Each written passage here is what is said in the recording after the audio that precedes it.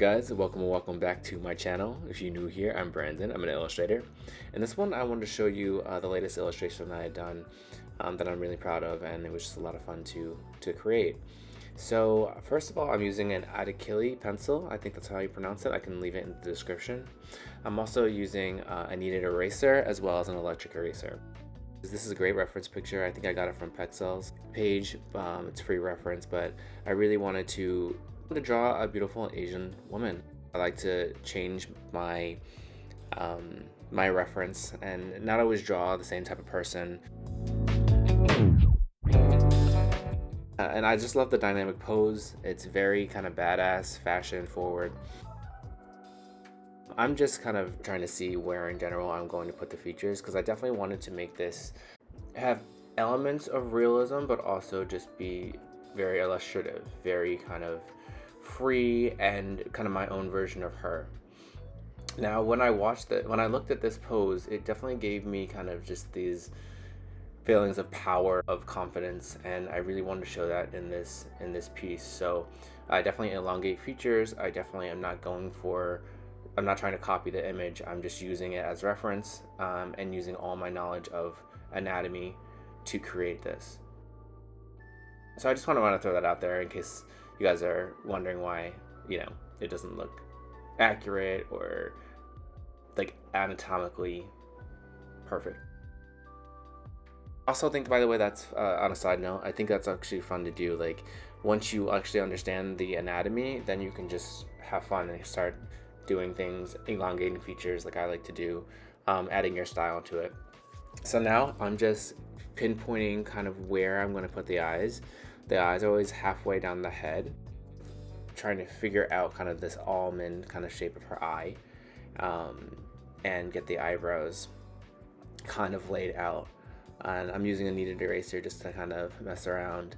I'm never trying to go for perfection. I'm just trying to kind of figure things out.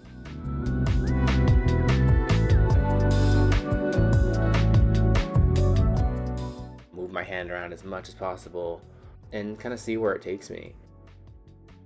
I definitely wanted this kind of, I don't know what the word is for her expression, but I wanted it to be her to kind of be like gazing, kind of with a smirk.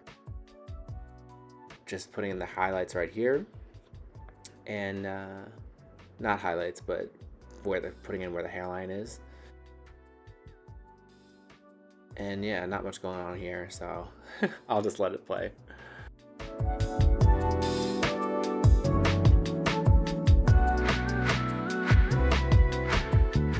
So here I'm just bringing in the neck. I'm trying to see where the shoulder is. The shoulder is definitely lifted. It's definitely higher on the left side and lower on the right.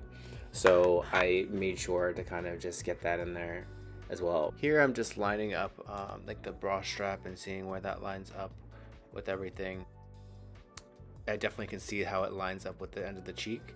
So I'm just drawing a straight line from there at like a little bit of a diagonal.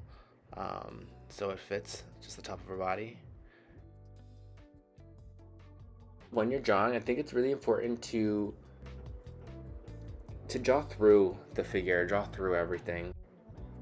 You'll see me drawing like lines through the whole body or through the face, just so you can see what lines up with what. I think it helps to kind of measure and see what works and what fits. So right here, I'm actually trying to figure out how big I want her hair to be, where her head ends, and just putting that in there.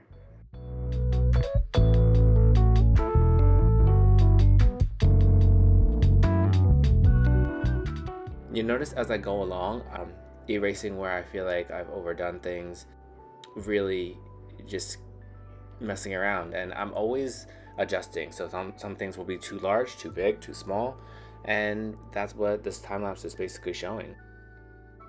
Here I'm going more into her body, getting into the hands, yeah, just placing everything. Sorry, this isn't incredibly entertaining. I'm just trying to figure out how to explain this because I do this all the time. And yeah, so right here I'm just putting in the background. and see how she fits in there. The hands are always difficult, but I think it's important to kind of show how I get them done. They're all always broken down into shapes, so a circle and then two kind of rectangles for the fingers. And I'm always pinpointing lights and darks. Makes things too dark, I'll just use the eraser to kind of show that, and using light and dark to kind of show how things pop out. Really the main goal. Now that it's all pretty much set up, I can have fun with it. I'm trying to figure out how big I want her eyes are, or how kind of engaging she's going to look, where her pupil ends, like little things like that, because it's all sketched out.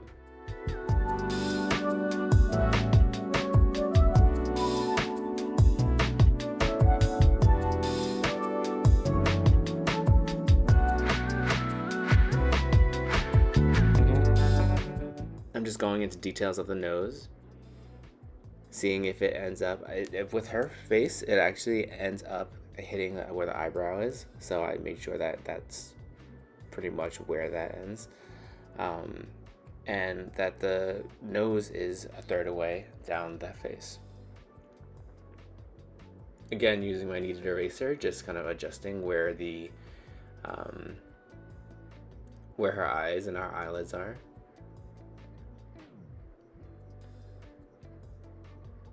I'm loving this kneaded eraser because it allows me to kind of get those small details, the little flicker in the eyes, just the small things that you can't really get with a kneaded eraser. The kneaded eraser is really good for just like the broader, like getting the forehead, erasing like big parts. So like maybe the forehead, or maybe you messed up with like a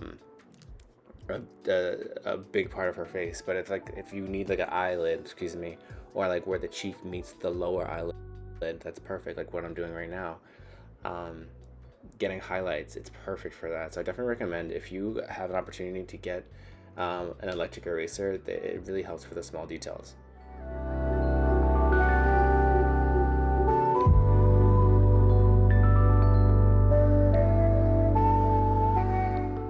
Here I'm just like right here, I'm putting in where the philtrum is, right underneath the nose.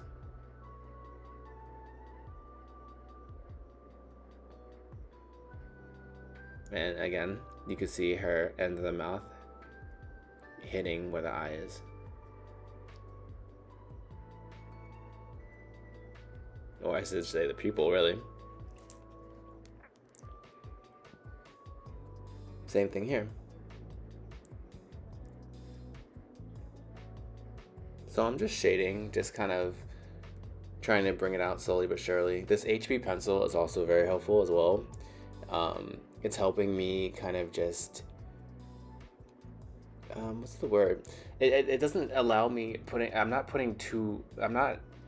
even when I press hard, it doesn't create really dark, crazy lines. So I'm able to just mess around. Like when I'm layering the hair, as I'm erasing with the electric eraser, I'm gently kind of caressing the paper, to kind of get things to pop out, to get the hair to kind of establish. Now here I'm going into the hands again. Again, I despise them, but they are important to understand how to draw. But you'll see me going over and over and over again because I really want to get better at doing them. But yeah, I definitely got the stance right. Here I'm just elongating her figure even more.